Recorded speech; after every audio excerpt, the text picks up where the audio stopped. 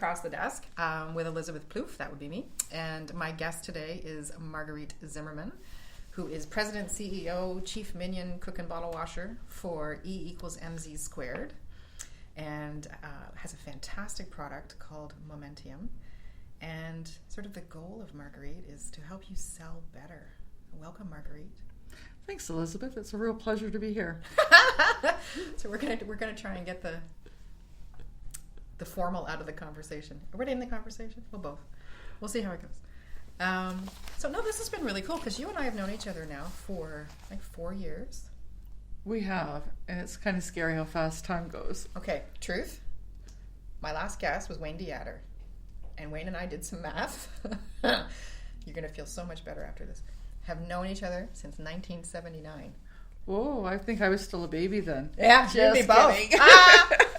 You and me both, but we're like, oh yeah, so we knew each other, and turns out I thought I knew him in high school. Yeah, no, public school. Wow. 35 years. That's a long time. Yeah. So you feel better now? I do. I feel actually way better. There you go. Because there's a couple of things when I was thinking about what we're going to talk about today where I thought, whoa, that makes me feel really old, and you'll laugh at one of them. We'll get to that too. Lots of things that can make you feel old. I'm not one of them. But we met through Haltech, and you came in and did an amazing job leading not a workshop, but it was like an innovation. Oh shoot, the name of it escapes me. But it was like a Halton innovation thing where partners from across Halton were coming together, and you were an amazing mediator. Thank you. We were doing a SWOT analysis that day. Was that what it was? Yeah, it was SWOT analysis for bringing the region together around working towards entrepreneurship for Haltech. Yeah, I remember it was collaborative partnership, but I just remember the way you, and I hate to use the term ran the room, but it was such a great process to be involved with you with that. Well, thank you. It was involving and collaborative, and everybody felt heard, and I think it was one of the better days out of the many that we spent doing that process. So that was kind of my first Zimmermanism. Zimmermanism. I got Zimmerman. That is actually one of my favorite things to do, facilitate a room.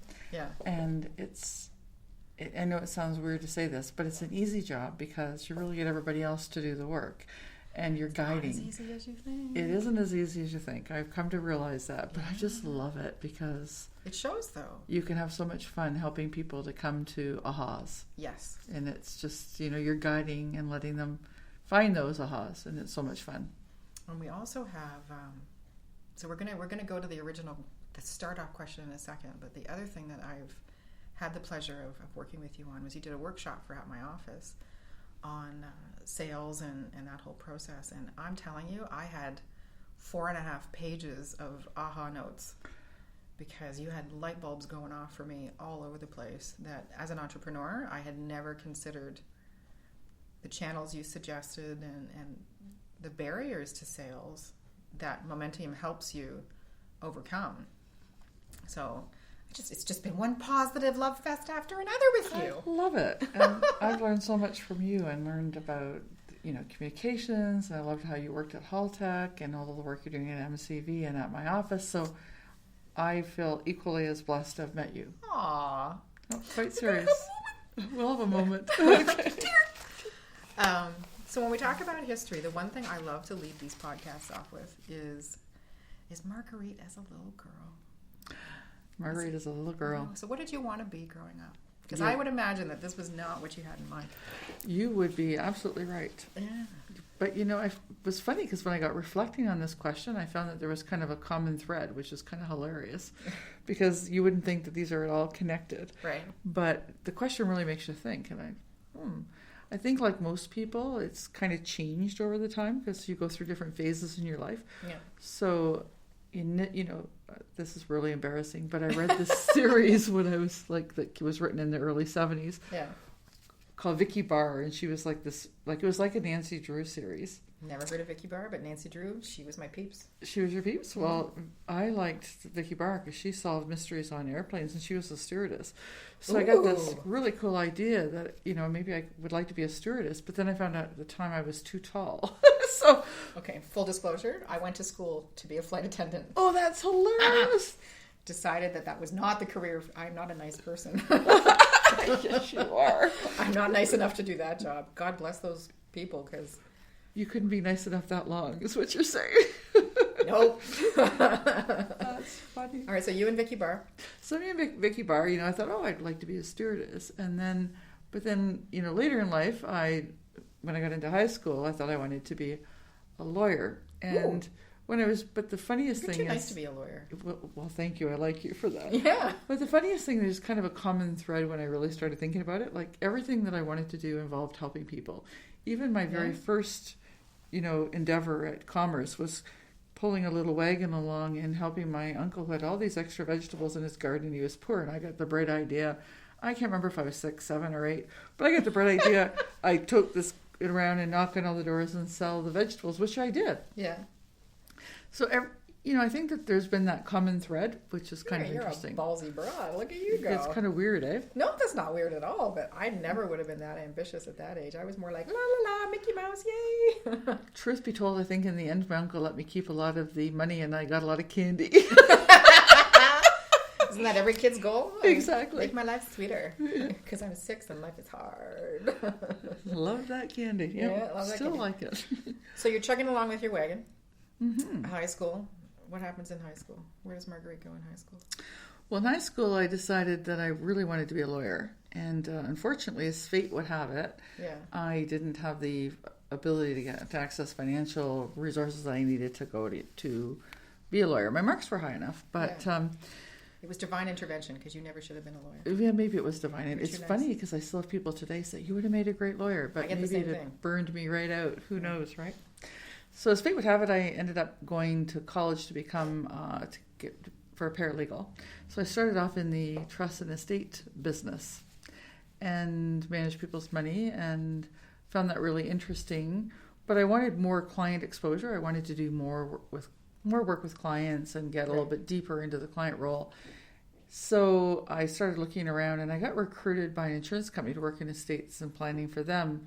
Only this was a hook, line, and sinker kind of thing, because it was like third interview before I realized I was being recruited for a sales role. Oh. Oopsie doodle. A little slow on the take there. In the end, I went into that role, though, and I did enjoy it, but it opened the door for me to where I later went, which was when I had an opportunity to rethink my career. I was going to go back to become that lawyer, and then I was kind of doing weighing the opportunities, because I found the opportunity to go into the training business, and I was doing either or, cost, time, return on investment, and made the decision. Return on your soul. I mean, I love lawyers and everything, but that just sucks your brains out. Well, I would have liked to think I would have done something really meaningful and help people, but who knows, right? So in the end, I ended up picking the business route. So starting your own. I started my own business. So when are we allowed to say when that's sort of, can we approximate when that happened? Yeah, okay, that's the part that's going to make you laugh. That was 1985. I just entered high school. Yeah, see, I told you I was going to feel old before we were done. 1985, I think I finished signing it off in early 1986. So, that was when I started my own business, and I was also expecting a new baby. About to say, you're not that much older than me, so you're quite young and getting this done. Good for you. I was 25, turned 26 before the paperwork was done. Holy moly. What was I? I want to think back to that age. I was a medical secretary at that point. Good for you. It was kind of, I needed to do something to challenge myself, to grow, to learn. Yeah. And there you went. Mm-hmm. So what was that first business all about? So the first business, I bought a distributorship to be able to sell training materials and assessments. Mm-hmm.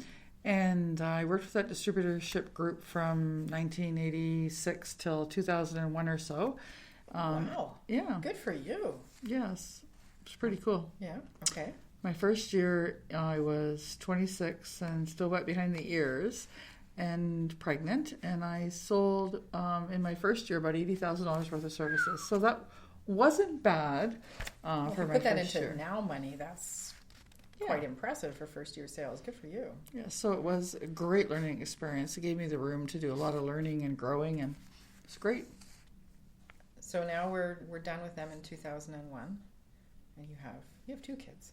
I have 2 children. Yeah. I had one Excuse me. when I was starting the first business, and I had another one about 5.5 years later, because I was, of course, very focused on the business at that point in time. Yeah. You have your boy and your girl. Oh, yeah. No, am I looking at you? Looking at me funny? No. What did you say? Sorry. Never mind. It's okay. I missed something there. That's okay. It happens. Okay. I mumbled. I have a cough, ladies and gentlemen. So I'm trying to not hack like a dead horse. So how did momentum? Well, I understand E equals mz squared. I mean, that only makes sense. But how did you then launch that? Because that's diverse. Like E equals mz squared does a lot of different amazing stuff.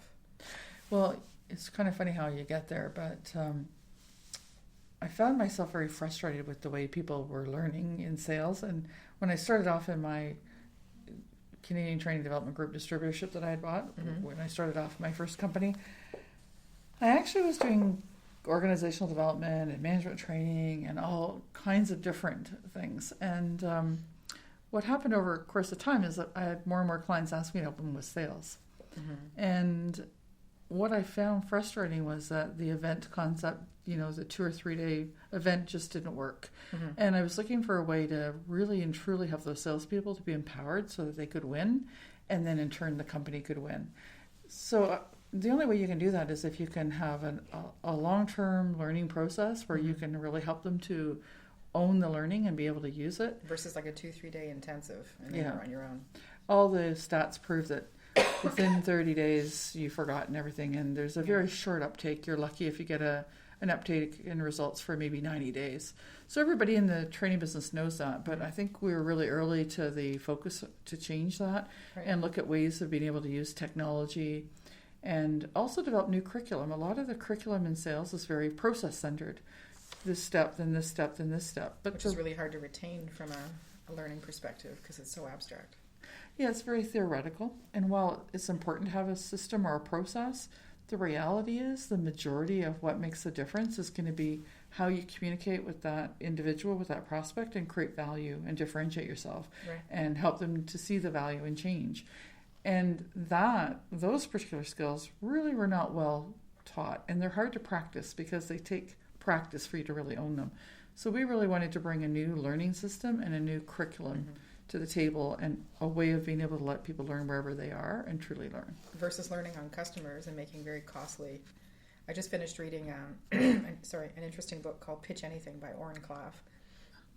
And it was recommended, and it was interesting because one of his points was early on in his business development, he made really expensive mistakes because he was learning. Absolutely. And getting the sales, and he's in venture capital, but he's still selling.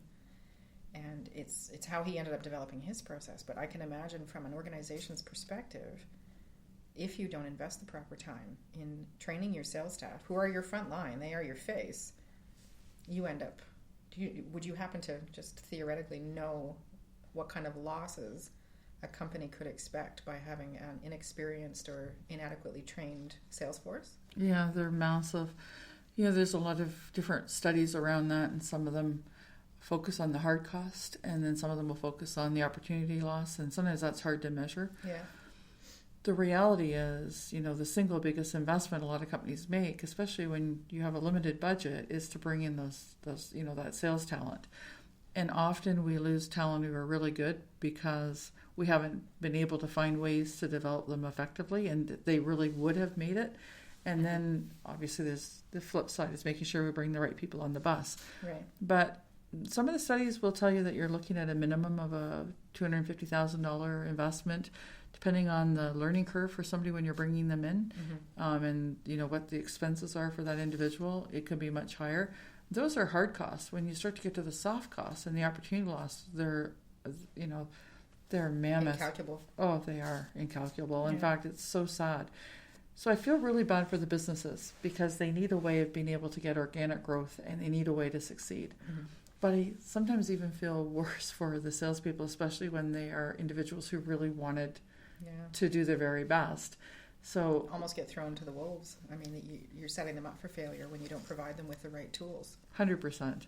Yeah. And at the end of the day, you're talking about people's lives. There's nothing worse. It can be very debilitating to try something and fail, and maybe you don't risk again. Yeah. So we have a responsibility. I think it's a social responsibility to do the very best we can to develop our sales professionals. And the problem is, it's not something they go and get a degree for, and yet it's a complex business. It is much more complex than it might have been in 1960, right? Yeah.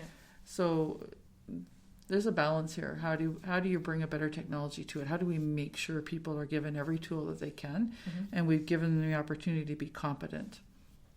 Unless it's because you've got me thinking about that, because I was a square peg in a round hole for many years.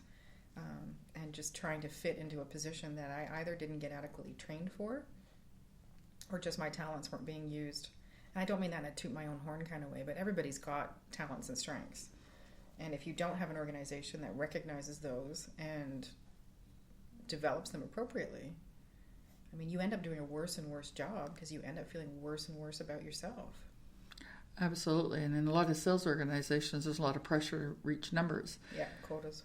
And that can be debilitating too, because you're struggling and you don't have the competency you need, and then there's this pressure on meeting the numbers, so it just has a snowballing effect to really taking away all your confidence. We had a big argument when we were developing Momentium about what came first, competence or confidence, and the end winner was competence. I would say so too. Yeah, the habit companies have when they're onboarding a new sales rep or they're developing new people, unless you've already got somebody who's got a proven and really truly strong track record. Right. The challenge is most people hire people for their confidence, and then they hope because you've got a lot of swagger and you've got a lot of confidence. And a lot of that's bravado. So I mean, you just because you go into an interview and that day you happen to have your Wonder Woman pants on or whatever, that means nothing about one-to-one in the selling to somebody in the heat of the moment. Yeah. And I mean, you in sales, you have to be able to think on your feet. Yes. You have to be able to respond personally and appropriately to the person sitting across from you. And that was one of the things, we'll take it out of context for a second, but that was one of the major things I learned in your workshop, was those different levels of the brain that cocky salesperson is not going to get through, because they're going to jump right to the wrong part of the brain to make that sale. 100%. Versus knowing the steps that they need to take. You need to build a relationship. It doesn't have to be, lovey-dovey, come, let's go have a whatever, but it does need to be the potential client feeling heard and understood and whatever. Versus, 100%. Joe Dog walking in going, hey, you need my product. And what happens is you run out of bravado, right? Yeah, pretty fast. Start getting a lot of failures, start getting a lot of pressure from the business to perform. Yeah.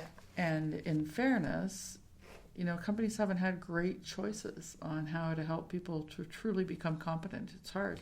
Yeah. And a really weird thing has been happening in the last number of years in the corporate world. Everybody's focusing on product development. Yeah. And and so it's all about training people in their product. And I get that our sales force has to be, very, very informed today, because the consumer can look up everything they want on the internet. Mm-hmm. But the reality is, what really differentiates you is the ability for that salesperson to differentiate the value, to sell the reason why you want to deal with him or her, right? And their organization. And it's creating compelling reasons for you to change. So the sad part is that companies are losing an opportunity to really be effective in the field when it really counts, because they're focused too much on the product and not enough on those really important and tangible selling skills. So what would you got me thinking here, because part of what we end with on this is outcomes that companies can expect. And I'm, after working with E equals MC squared and using the Momentium sales training product, so I guess my thought, you've outlined what businesses are losing, which is something that most people need to know.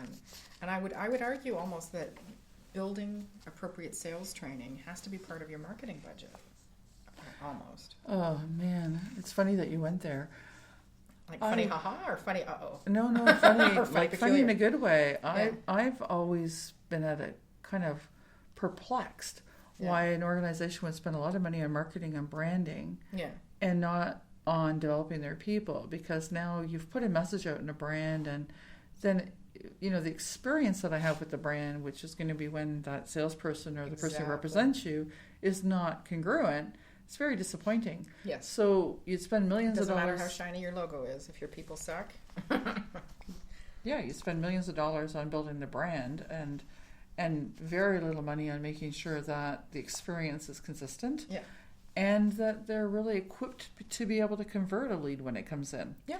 So very intriguing to me that those two are so disparate, and it's, as soon as there's any recession or anything, everybody stops spending money on the sales, and yet it should be when they up the ante. Yeah, because you are even in a more dire situation to compete and sell. It's interesting that you said a lead, though, because what I see for this product. So just to give a little situation, and we'll talk about it more in a second, but Momentium is a sales training tool that's online, and so people can work through solutions and situations without having to endanger opportunity or leads or what have you. So you're going to encounter that, and we'll talk more in a second. But there's a reason. Sure. So, and I've gone through a little bit of it and seen what you can do. So it puts you in that situation and gets you thinking about how you should respond, and you then provide personal feedback so that it's not just this distanced experience. You're getting a talented salesperson who has years of experience and knowledge and successful in what you do, saying to you, I see why you handled the situation that way, but the outcome is going to be this if you do that. Here's a way that you can handle it next time, and building that muscle memory for those appropriate tools to go back to. But what you said, sorry, there for a second was lead. And what I see for your product is it can go anywhere from, Tim Hortons, and not disparaging Tim Hortons by any stretch, but anytime you are in a one-to-one transactional situation, everybody in any type of sales is going to have that confrontational person that could knock you off your game. And I've said it before, but my daughter always used to ask, Mommy, why do you pay for Starbucks instead of Tim Hortons? And I said, because Starbucks is happy to see me. And they could be lying through their teeth, but it's how can I help you today? And always a smile, and they remember your name, and that probably means I go to Starbucks too much, but that's another story. Yep. And Tim Hortons, the vast majority of the time when I go in, my experience is not great, and the people it's like I'm an interruption to their day, and I would rather pay $5 for a mocha waka waka chaka wacky than a Timmy's whatever, because they treat me like a person. Because you enjoy the experience, right? Yeah. It's not just about the product, it's about the experience. And it starts right at that cash register when they're like, "Hi, thanks for coming in today. What can I get for you? What can I get started for you?" With eye contact. And yeah. Yes. And it's really interesting because Starbucks is an example of an organization that does a great job in training their people. They do. Right? They do. It makes a difference because there should be continuity in those experiences. And that's not to say I haven't had a crappy Starbucks experience. Sure. But sure. So the ratio is pretty minor compared to the whole Tim's chain. Yeah. I've had bad experiences with Starbucks. Not many, but I've had a few. But I also have had some places where I go to Tim's where I've had great experiences. Yeah. And so, absolutely true. But the ratio of bad to good between the two organizations, I have to tell you. It comes down to the Bucky's training for wins. your people. Yeah. 100%. And this is where I see your tool in those kinds of situations as well. Like I wouldn't want anybody to think that it's just when in the typical sales structure. This tool could be used anywhere from, restaurant, all up to middle retail, up to very high-end luxe, because it matters all the way. And your tool can take them through those experiences from coffee experience all the way up to buying a Porsche experience. 100%. Yeah. The core content in Momentium, the cases for Momentium itself are all built around primarily business to business. But it's certainly also very appropriate for business to consumer. There is another, some modules we created that were specific to, the Tim Hortons kind of, experience. Having said that, the key to what's the underlying framework of Momentium is understanding how to effectively influence and communicate and create a motivation for change. So it's understanding actually 6 core areas, and they're all around communication. Mm-hmm. So how do I effectively assert? When is it too weak? When is it too much? Like when does it become aggressive? Mm-hmm. How do I effectively negotiate? Mm-hmm. How do I effectively create a desire for you to change, a compelling reason for change? Mm-hmm. What are the key things that I can help you with that are influencing principles that are going to help to trigger a decision to make yes? Yeah. To make a decision get past to say that. yes. Was it the limbic brain that you said? Yeah, to get in through the limbic to the old brain. You got it. How do I help you to be able to present your ideas in a way that's compelling and that will get your attention so that you don't just ignore it or delete it or distort it? I want you to distort it. I want you to pay attention to it. I don't want it to sound like something you've heard 100 other times. You need to stand out. Right. There's so much competition out there for a variety of products that anybody who's not trying to do something like this, I'm sorry for the pause, but there's a cough just waiting to burst out here. By the time they realize they should have had something like this involved all along, it's usually too late. So just to segue a little bit. So when's the best time for an organization to put momentum into place? Ooh, good question. It's kind of a hard one for me to answer. I think it's triggered, unfortunately, often sales learning is triggered because there's a need for more of something. Mm-hmm. Maybe we've had a rough time with getting new people on, and we keep churning the new people, so we have a few big fish, but we keep getting a whole bunch of small fish that don't last. We lose them. And so we're having a really hard time getting a stable So not U is equals MC squared, but an organization. An organization, yeah, okay. Absolutely. So that might be a reason, when a company would do it. Obviously, when they're trying to get more depth and breadth. Obviously, anytime you're trying to increase your new business is definitely a driver for when you want to be looking at something like momentum. Because we actually go in and change your sales culture and work with you over time. So the benefit of it, the ongoing learning, is it gives you an opportunity to practice, to keep building better strategy, better sales, practices, share tribal knowledge, and really maximize each selling experience. So typically, anytime where there's a desire and a drive to build more business, or to make sure we're differentiating and retaining our current business. So there's two sides to that coin. Right. Can be when you're hiring new people. The best way to bring momentum into an organization, though, is to have everybody involved so that the seasoned individuals are sharing experiences and learning and maybe tightening up. Like if you think about a golf game, the top people are really good at parts of the game. Mm-hmm. But just like a golf game, maybe they're not the best at the putting or the chipping or something. The short game's a little crappy. Yeah, the short game could be a little crappy. Or maybe the short game's good and the long game isn't good. But whatever it is, there's always something that we can hone. And while they're honing, they're sharing their tribal knowledge and we're all learning together. And you're actually bringing the whole sales team together to create a whole performing sales force. So it changes the whole culture. See, I see this as a tool. My goal is eventually to have, obviously, employees and what have you.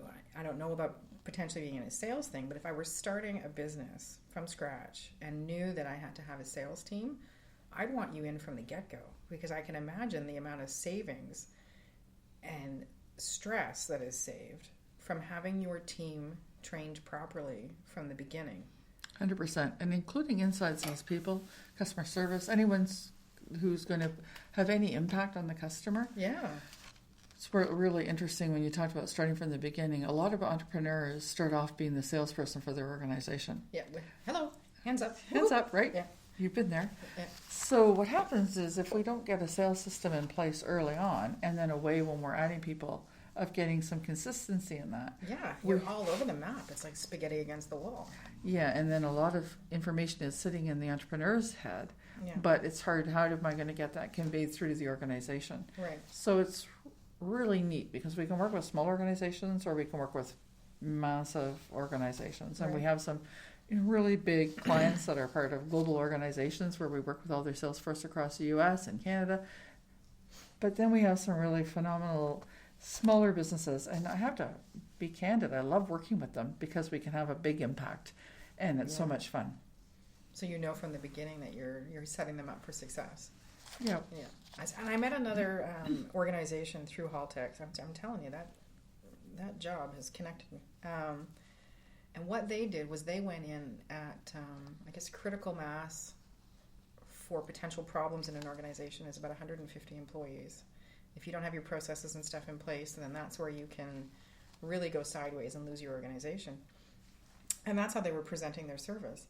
And I went to them and said, don't get me wrong, like, I understand why you're doing what you're doing, but I work with entrepreneurs. I work with businesses who are just getting off the ground, and I really see value in you providing the structure and the thought process so that from the beginning, and they might need to fine tune every couple of years depending on the growth pattern of their staff.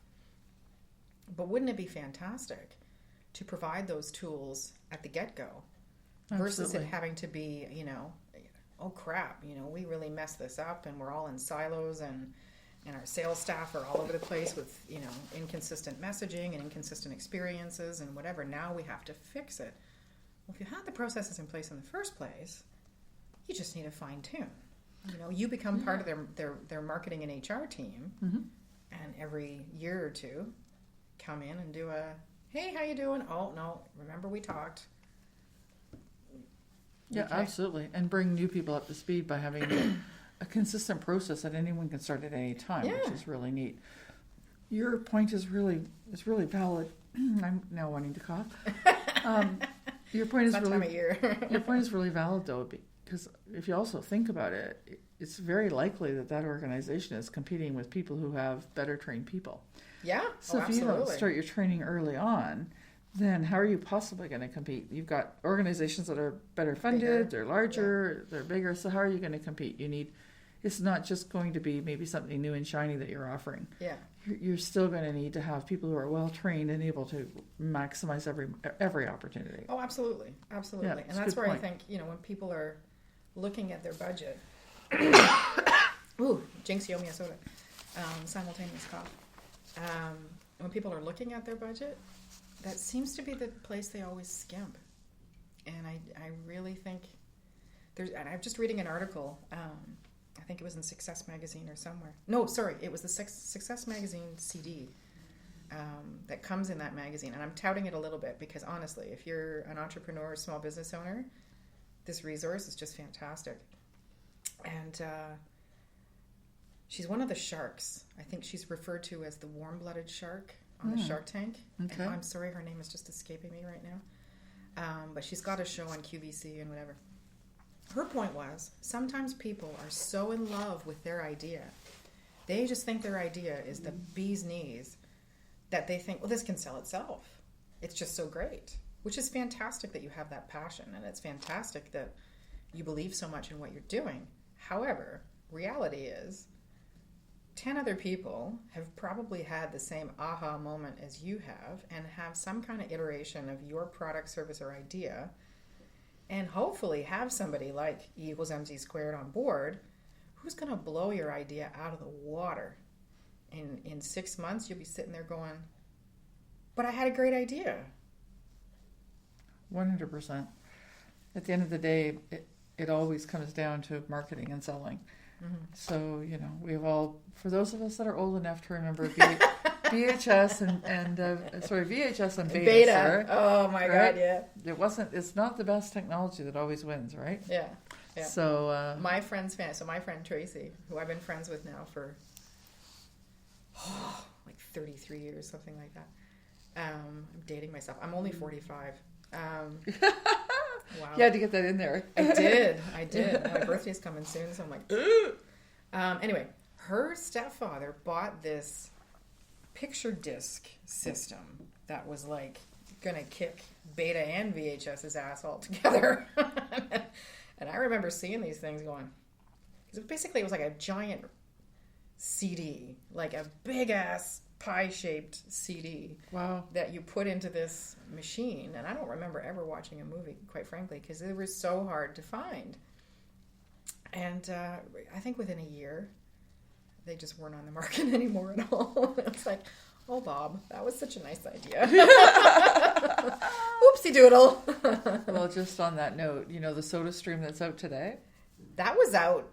I sold those as a part-time thing way back when they were out. And they're much nicer machine, much solid. It would be like the Vitamix of SodaStream. It was like very solid, had a large CO2 cylinder in the back. Yeah. But we had a hard time with the CO2 cylinders, and every so often they kind of blew up the thing. Like they were a little bit over rambunctious, blew up the plastic bottle, but they were really great. They when blew they up. a couple of people blew up the bottle, but the product was slicker. It looked really nice. It was a beautiful product, but too funny when I saw it come back into the stores. It was harder to explain at that point, and it was inconvenient to find a place to get your your CO2 refilled. I've never had. We used to have we had a milkshake maker. I seem to recall growing up, we had a milkshake maker, which I might now have to go and buy another one. But anyway, and I remember thinking that was just the bee's knees, right? We never had we didn't drink a lot of pop growing up. So I liked it for soda water. No, fair. Yeah, a little bit of lime. Cranberry and soda with lime? Yes, mostly I just drank soda water with lime or lemon. Oh. Probably healthy and hydrating, which is why you look so youthful and I was wonderful. Yeah, right. I was addicted to the bubbly water thing. The bubbly water. It's all about the bubbles. Yep. So we're going to keep going a little bit, because one of the things I understand, so now we've got your experience and we've got your drive. So a young entrepreneur from a very young age, getting those veggies out there, and you sort of fell into, if you will, at 26, the sales training, and would that be fair to say? Yeah, the training business, and then that evolved over to sales training because my clients kept asking me to do it for them. Yeah. So it was that nice evolution, and constantly hearing, because I think that's one thing that some entrepreneurs miss. If what you're trying to sell, and I've learned this lesson the hard way myself, but if what you're trying to sell isn't being asked for, then regardless of how passionate you are, it's just not going to fly. And at some point you have to go, okay, I'm knocking, nobody's listening, time to let it go. Likewise, you took the cue from your clients to say, okay, obviously I'm good at this. Obviously there's a need for this. So I'm going to take that and run with it. And so now, if that was 2001, so that's 15 years that E equals MC squared has been going, which is awesome. So longevity and all that kind of great stuff. So, I mean, what still blows your skirt up about this process? What excites me? You can put it that way, too. Okay. I had to get my head around blows your skirt up. It usually blows your kilt up, but...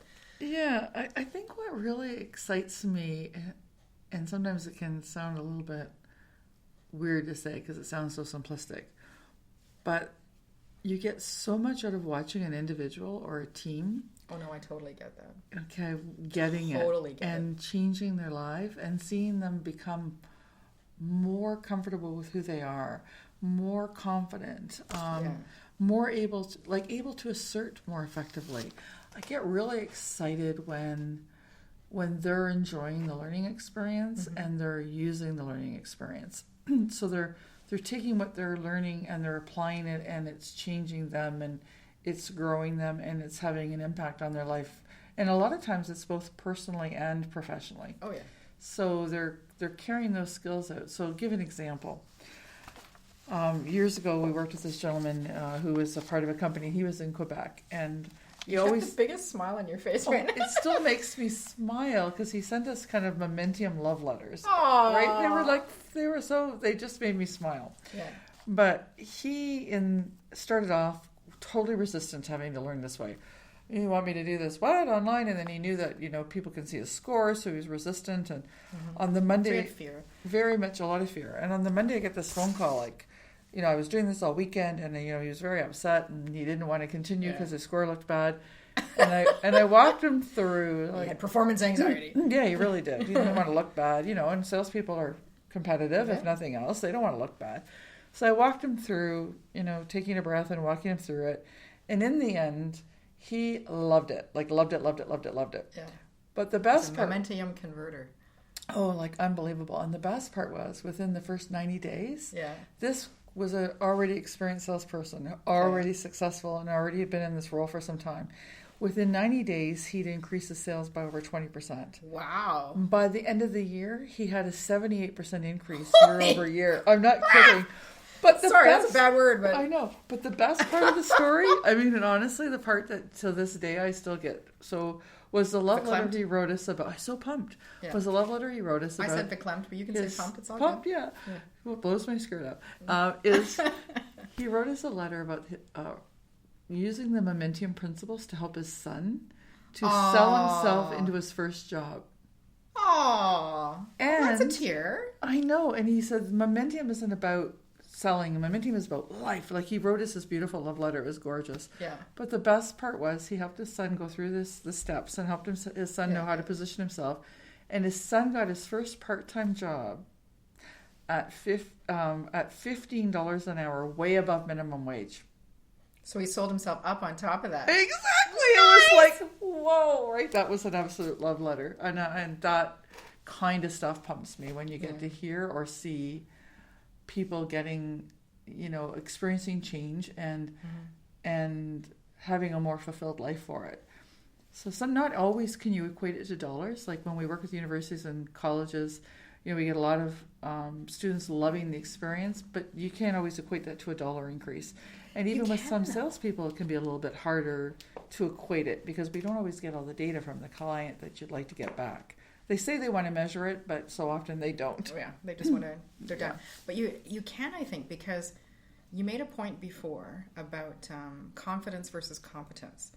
And you just sparked me to think, sorry, I'm doing a bit of wool gathering here, but it would have a direct impact because if your mental health is improved, if you're feeling valued and you're giving service to your employer and all of that kind of stuff, or if you are in business for yourself, it would have a cross-contamination in a very positive way to your personal outlook and your professional outlook. And they do. I mean, I don't know anybody, and I know you're supposed to do this, and I've read it over and over again, but I don't know anybody who leaves their personal life at home when they walk through the office door. And likewise, if you've had a sucktastic day at work, I don't know anybody that cannot take that home in some capacity or another. And if you have a business or an employer that's grinding your gears day in and day out because you can't deliver, you just start to feel like a little turd under somebody's shoe. And it is hard for people to change their state and not bring it with them, right? Exactly. No, Momentum teaches you how to change your state and get back into the right state and help, your customer be in the right state. Yeah. But reality is, the more we grow, the more, like you said, it spills out into everything. Yeah. And it was funny, just some of the things he had shared. He's only one example, but he shared things like when he started asking customers he'd been seeing forever, who he already had relationships with. Yeah. But he started asking them different types of questions. A Right. couple of the customers even said, "Who are you, and what did you do with what did you do with yourself?" Basically, like, "Who are you? Who's this man?" But what was interesting is when he started asking more thought-provoking questions, he started learning things about customers he was already working with that he had not learned, and he got opportunities out of that he would never have had, even from his existing customers. Well, because you never know how you're gonna, like, I read like a crazy person, and it's a bit, my daughter says it's an illness, but I can pretty much sit down and talk to anybody about anything from like beekeeping to Gandhi to anthropomorphism to sales techniques to whatever. And I think if you take the time to listen to what somebody's saying, you can reach into your personal experience and create a better connection and create more opportunity because they feel heard and they feel that, like, what if, so to take it back for a second, but when I walk into a store, I mean, I know usually the goal of the salesperson when they say, "Hi, how are you today?" is going to be, "What can I sell you?" And I used to do that, so I get it. But you have sometimes that connection with a salesperson that you're like, huh. And I'm a bit of a TMI person. Like, I overshare all over the place because, I'm sure there's 10 million people who've gone through exactly what I've gone through.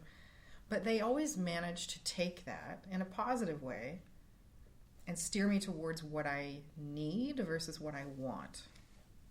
Does that make sense? Well, I was going to say, when you listen intently and you ask the right questions and you position effectively, between all of that, you're able to create more value for that customer. And when you're creating value for them, then you're able to, create a much stronger relationship, and trust. Right. And through that value creation, through the dialogue, you are also able to start to find ways of solving problems for them, or the most important problem, or leverage the most important opportunity and make a difference. So you can kind of create a bit of a blue ocean, a way of approaching something or solving something, but you can only do that if you've done your homework and you've really listened and you've really created value in that conversation. Throughout the whole process, you're going to come away with something that creates differentiation for you also. So and we're going to wrap up in about 5 minutes, but I just want, so you've got me thinking about authenticity and sincerity, because it's no use learning these tools and employing them if you are inauthentic or insincere in your desire to actually help somebody. And that, I think, is just an inherent trait in people. You either believe in what you're selling and believe in the power of being of service and whatever, or you don't. So if you are an inauthentic person, and this is not your cup of tea, and as great as Momentium is, I think it comes down to HR identifying that person is just not the right fit for this sales role, because no matter what you do, people are going to see through that like a flimsy nightgown, and it just, you're losing money. Absolutely. You're losing money. My mentor, Bob O'Brien, who I had the pleasure of meeting, and he was one of the people who really helped me to learn and grow through the development of Equals and Squared Momentium. But he always had a saying, or always has a saying, a potato, no matter what you do with it, is still a potato. Yep. So until you make it into vodka. Until you make it into vodka. Which I don't drink, but in fairness, some people just are not going to be able to succeed. Maybe they can succeed at selling something, because I believe everybody can sell something, but they're not going to be able to believe in it. That's right. And so there is a real importance around two things. Do they have the ability to, think at the level of complexity that's related to that sales role? Yeah. Some sales roles are fairly, what you're selling, product, service, might be more, maybe a little bit simpler. Other things can be pretty complex, and you need to be able to connect a lot of dots together to come up with a better way of solving the client's problem and think really differently and strategically. So those require a different kind of person. So we do need the right fit. But then there also has to be a values and purpose alignment. So you have to really, like you said, you have to want to help and you have to want to make a difference. So those are all really essential to being successful, because people feel it if you're not authentic and if you're there to get the sale, get the dress sold, and tell you that you look great in it when it makes you look like your grandmother.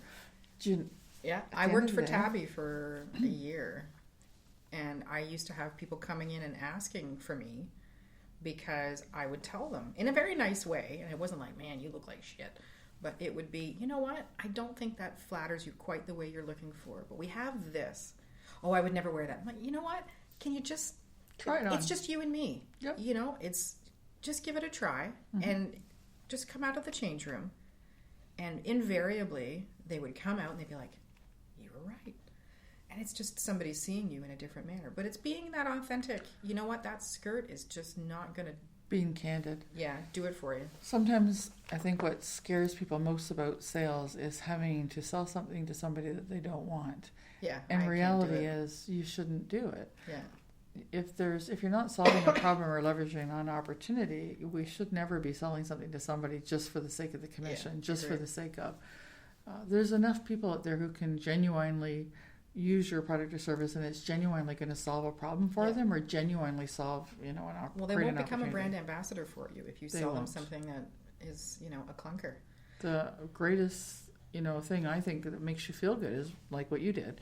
Is when you actually say this, I don't think this is the best choice for you right now.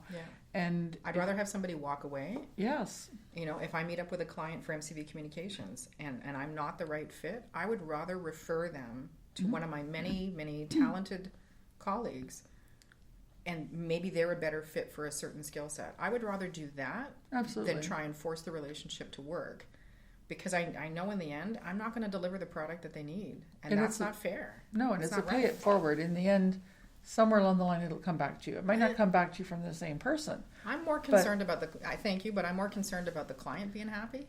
Oh, 100%. And if it does, great. If it doesn't, that's not my, and I'm not saying that you're saying that is. No. But it's not my motivator. No, I totally got it. I just believe that there are some people of the mindset, if I do that, I'm losing something. But you will always gain. It'll come from somewhere. You will lose if you try and force it. You'll lose more by trying to sell something to somebody that they don't want or need. Absolutely. So we're going to wrap up, because the one thing that I know what they would be, but So the one thing would be give me 2 outcomes that somebody could expect after working or during working with you, Okay, very cool. other than you being fabulous. So Thank you.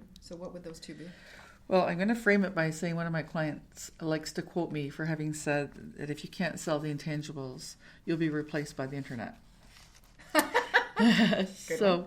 if you haven't already been. Yeah. So, the outcomes really tie to that. One of the key outcomes you can expect from working with us is that your sales team will gain the knowledge, skills, habits, and behaviors that will allow them to, first and foremost, differentiate their product Right. and their service in order to position them against a competing value proposition. Right. That's number 1. Number 2, they're going to gain, the skills that they need to create value and insight during a conversation, which will allow them to create a new playing field and be able to define or create a strategic solution for the client. Mm-hmm. And at the end of the day, that all boils down to the essence of it all is that you're learning how to sell change, because selling is change. And people don't always like change, Mm-hmm. but they need to embrace it. You got to create a compelling reason why they need to change. Change is fun. So, and the last one, as we got like 2 seconds left, is what are you most proud of? And I know you shared your Momentium love story. Mhm. Would you say that's one of your proudest moments? Yeah, I think at the end of the day, that's what I'm most proud of, because it required such a huge amount of stretch and learning, and figuring out a way to create new curriculum, a new learning system, work with technology when I didn't come from a technology background. Sorry, I'm losing my voice too. I think that would be what I think that's what I'm most proud of. Keep in mind that you're shuffling papers underneath the Oh, sorry. I think that's what I'm most proud of. I would say at the end of the day that, and then being able to make a difference, like the story I shared of the client. But also even that we're working with universities and colleges, and we're helping people who are very young and starting off in their career. Yeah. They're Do it the using right some way. Momentium in that environment, and knowing that we're having an impact on their ability to sell themselves and Yeah. sell into their future. Which is hard. Yeah, Which is so hard. those would be some of the things that really make me really proud. Awesome. Thank you so much Thank you. for sitting in my chair, Thank you. having a little chin wag, finding out what blows your skirt up. That's so funny. I've My got the mother windy day in my mind now. Think of yourself as Marilyn Monroe. 7-year itch. But thank you everybody for joining us today. So my guest today has been Marguerite Zimmerman, and you can find more information about Marguerite at www.emz2.com. And the information is there on the variety of services she provides, including the Momentium sales. So thank you very much. Thank you. We'll talk to you soon. Bye everybody.